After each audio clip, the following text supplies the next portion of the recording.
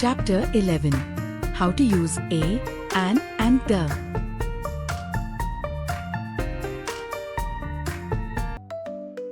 Use of a an. Article a is used before a singular noun beginning with a consonant.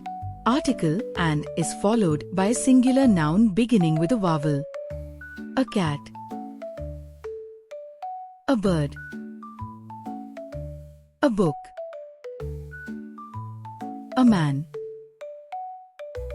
An orange. An umbrella. An eye. An elephant. Use of the. Article the is used before a particular noun, person, place or a thing, or which has already been mentioned. The igloo is a snow house. The cat loves milk.